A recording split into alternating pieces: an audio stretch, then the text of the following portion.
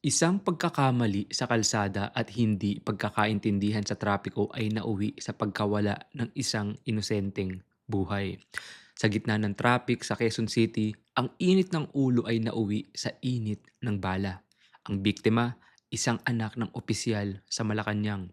Ang salarin, isang lalaking pamangkin ng yumaong si Freddy Aguilar.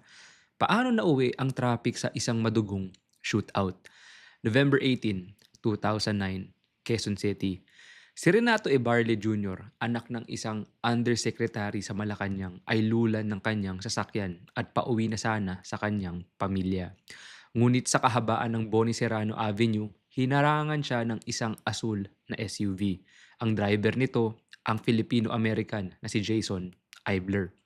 Ayon sa mga saksi, nagsimula ang lahat sa maliit na gitgitan, dahilan para magkaroon ng maliit na alitan sa trapiko. Pero sa halip na idaan sa usapan, bumaba si Ivler at lumapit sa biktima. Binitawan ni Ivler ang mga katagang, "Kursunada mo ba ako?" At walang awang binaril si Ebarly Jr. sa loob mismo ng kanyang sasakyan. Tatlong putok ng baril, isa sa bandang balikat, sa leeg, at sa puso na siyang pumatay agad sa biktima. Agad na tumakas si Ivler na nag-iwan ng malaking palaisipan sa mga otoridad. Napag-alaman din na sangkot na siya sa isa pang road accident noong 2004 na hindi pa tapos ang paglilitis, kung saan ang biktima ay isa ring opisyal ng gobyerno na namatay dahil sa insidente. January 18, 2010. Sa tulong ng intelligence reports, natunton ng NBI ang kuta ni Ivler sa loob mismo ng basement ng bahay ng kanyang ina na si Marlene Aguilar sa Quezon City.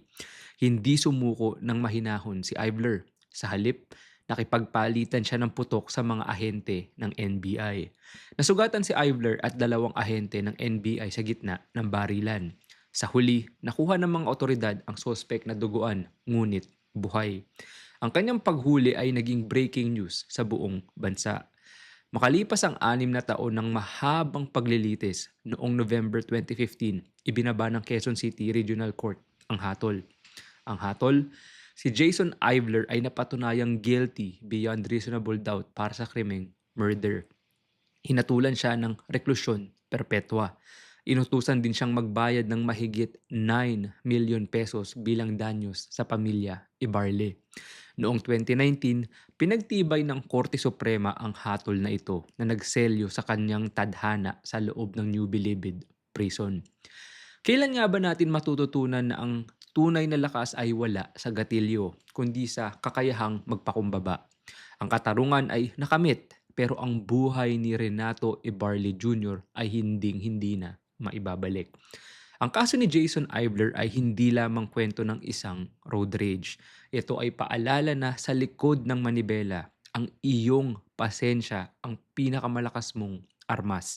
Isang sandali ng galit habang buhay na pagsisisi sa likod ng rehas.